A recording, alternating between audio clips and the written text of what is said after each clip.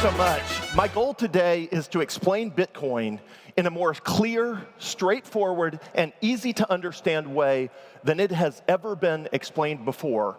Hopefully you can forward this presentation to people you know who need to understand Bitcoin for the very first time. All right, why do we use money at all? Well, we use money because it makes it easier to trade with each other. It is hard to trade eggs for a cow. It is hard to trade a cow for a house. It is hard to trade a house for eggs. But we can use money to sit in the middle. It makes it easier to trade with each other. But money is also a system. For example, the US dollar is money that you can exchange for things, but it is also a system we call a monetary system. And that system with the US dollar is composed of banks. It is composed of a central bank, we call the Federal Reserve. It is composed of the government in all different ways, and of course taxes all through the system. And a money system, which we call a monetary system, has to do two very important things. It has to keep track of who has what money and the total amount of money that is in that system. So think of a money system as a spreadsheet, and we're going to look at the US dollar money system. All right, so this is the world's simplest spreadsheet, and this is all most people think about when they think about money, which is how much money do I have? But there's another number that is just as important as how much money you have, and it's this number, which is how many dollars are there in the system? Because your purchasing power on any given day is your money divided by how many dollars there are in the system.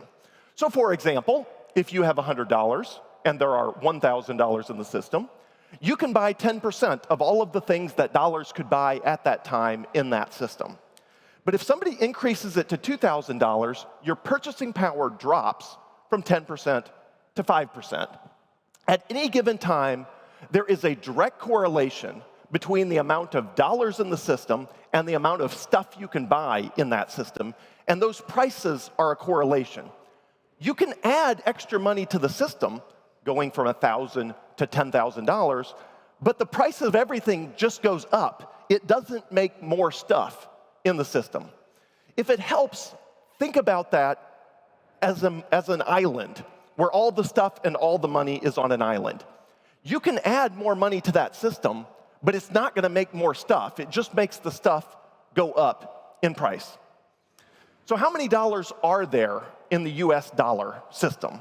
Well, at the moment, there are, well, it really matters because it affects your purchasing power, and there are $22 trillion of US dollars in the system.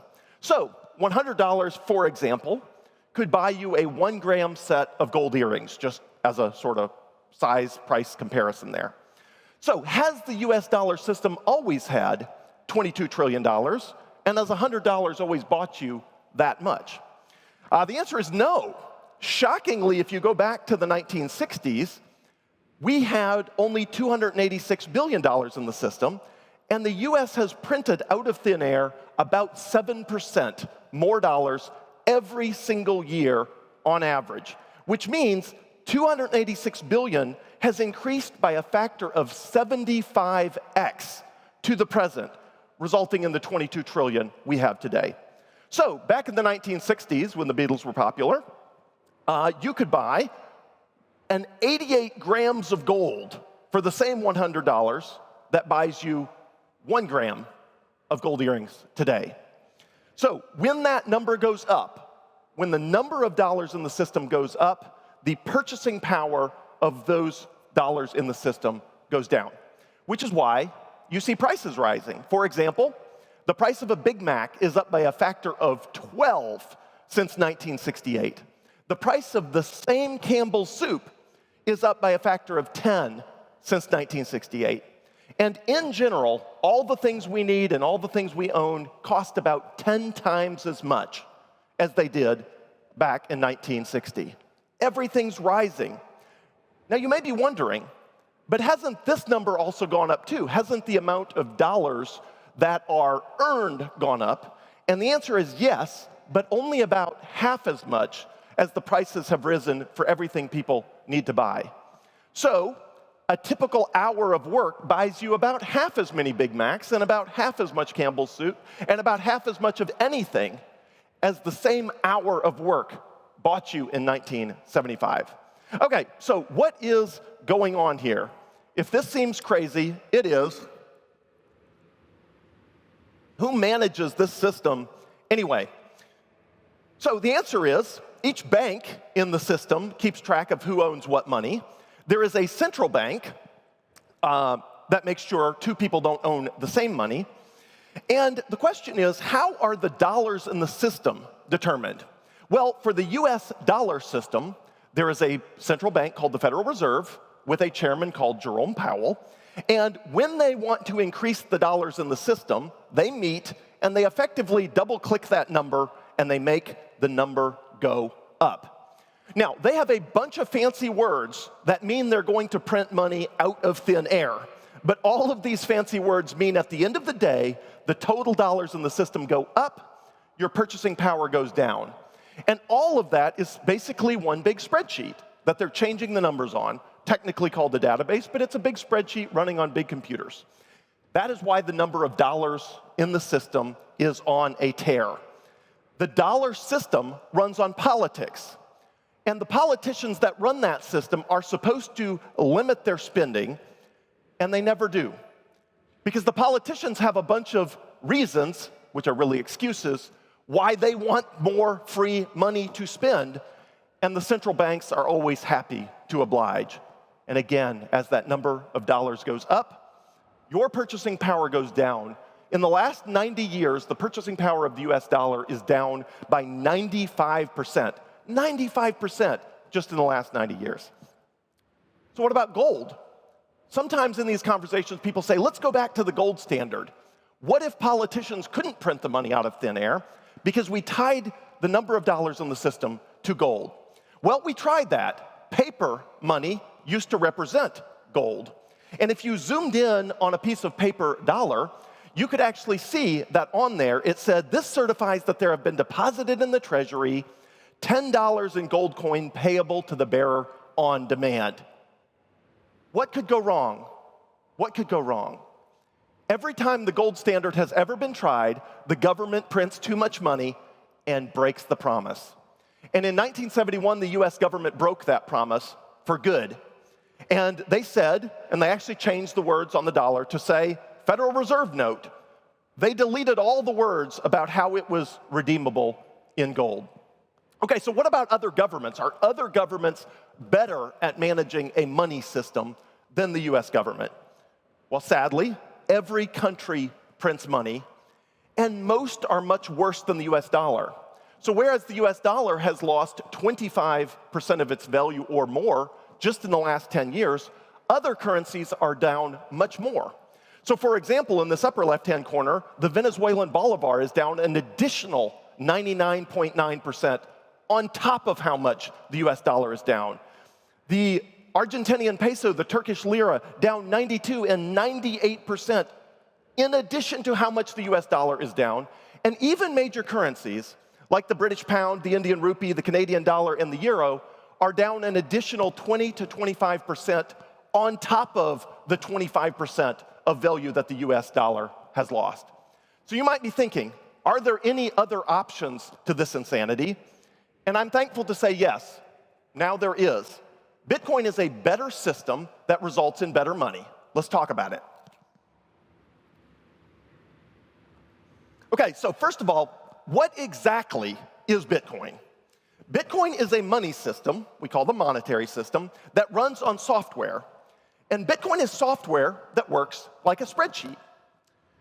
And that spreadsheet manages my Bitcoin, it manages your Bitcoin, and most importantly, it makes sure that the total amount of Bitcoin in the system does not exceed 21 million. And that Bitcoin software runs on computers, those computers connect to each other, and make exact copies of who owns how much Bitcoin until there are more than 100,000 Bitcoin computers worldwide, all with the same numbers. Those are called Bitcoin nodes. And the Bitcoin software has hard-coded rules about who owns what, and the enforcement of that 21 million Bitcoin limit. So first, who owns what? If I have the private key of a Bitcoin, it's protected at a security level unheard of in the rest of the world. It would take more than 1 billion trillion years to crack one Bitcoin private key. And if you have a Bitcoin private key, or if that key is managed by you, by Coinbase or Binance or someone else, then you can send or spend your Bitcoin in the real world.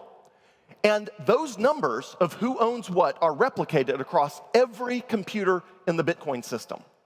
And every one of those computers is making sure that there will never be more than 21 million. This is a direct quote out of the Wall Street Journal. The computer code behind Bitcoin is hard-coded with a hard cap of 21 million coins.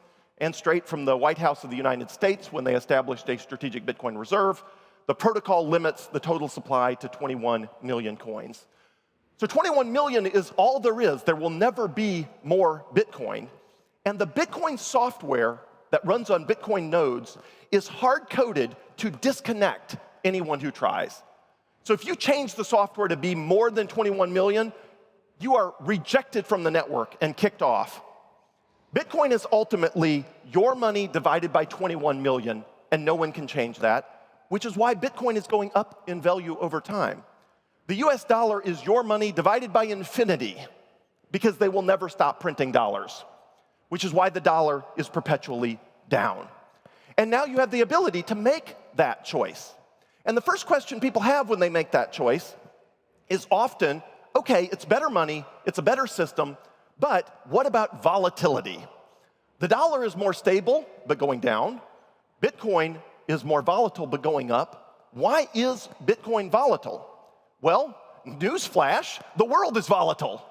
And prices of everything in the world respond to what the world is doing. And we are still very early in the adoption cycle of Bitcoin, similar to the very early days of social media, online banking, and the internet. And when you're that early, and Bitcoin represents such a small percentage of the assets that are owned, then Bitcoin is like a small boat in a big ocean. It goes up and down with the waves of every little thing. As more people adopt Bitcoin, Bitcoin gets bigger. And eventually it will be like a big ship on a big ocean without the volatility. In the meantime, the volatility is your friend and it's in your favor. Over time it goes up. And if you zoom out to even 3 years, on a rolling 3-year basis, any 3-year time period is almost 100% up. It is a better money, it is a better system. And in the last couple minutes, I wanted to tell you about some of the people who are making the choice of adopting those systems. We all know the usual suspects of individuals, corporations, and nation states. But there's another, smaller, subnational level I want to highlight as well. And this is sort of municipalities, provinces, counties, districts, special economic zones, and cities. All of those jurisdictions have the ability to benefit more from Bitcoin than a lot of other adopters. The liquidity, autonomy, security, stability, and foreign direct investment are huge. And we have experienced that personally with our development on the island of Roatan in the Caribbean. I am president of Prospera. We are building the world's very first free private city, also known as a charter city. And our jurisdiction on the island of Roatan was the first jurisdiction in the world to operate where Bitcoin operates effectively as legal tender. Our jurisdiction, again, is the world's first free private city. It is built on Bitcoin. We are building in the real world today, and it is working. This is our team with Tim Draper recently. And we've had major people behind Bitcoin come not only visit, but also invest, also endorse. These are endorsements, and also we received investment from Balaji Srinivasan, Brian Armstrong, Tim Draper, and numerous others that are behind Bitcoin. And today, on the island of Roatan, you can visit today, and you can buy a home with Bitcoin, rent an apartment, buy coffee, go scuba diving, pay for school, ride in a boat, play golf, visit the zoo, go ziplining, and get fit, and pay with every single one of those with Bitcoin. And you can even pay any fees or residency permits in the jurisdiction with Bitcoin itself.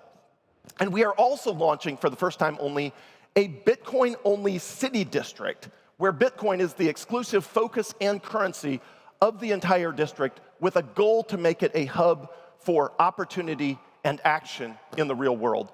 These are not just ideas, it is happening right now on the island of Roatan. And today you can get residency for individuals, you can start a business. We have networking and ideation sessions, we have hackathons, we have retreats. All of that is happening in Prospera right now. And we're even launching Orangeville, a specific community-oriented modern village with a tropical vibe specifically for Bitcoiners. If you want to come visit us when the maximum number of Bitcoiners will be there all at the same time, even though we have tons of Bitcoiners all the time, come visit us between November 18 and 25 on the island of Roatan in Honduras, and you can learn more about everything we're doing. We have booth number 7 right inside the convention hall just to the right, in partnership with Amity Age Academy.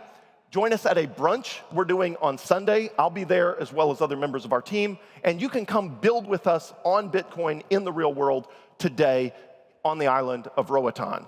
We view this as a very symbiotic relationship, a decentralized currency combined with decentralized governance, which we are spearheading in the real world.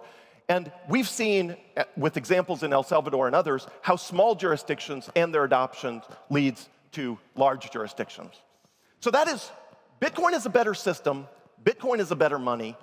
Decentralized systems and decentralized technologies are taking the place of the old systems and the old technologies. Not only with Bitcoin, but we've seen this with email, we've seen versus the Postal Service. We're trying to do this with governance versus government in the real world with Prospera, and there's so much opportunity out there. So that is my best shot of explaining Bitcoin in the simplest possible terms, and we now have this choice between the Tale of Two Systems, and I am so thankful for the transformational effect that Bitcoin has had in my life, in the life of Prospera, and everyone that chooses the better system with the money, better money. Thank you all so much. Secure your BTC Prague 2026 ticket at the lowest possible price now.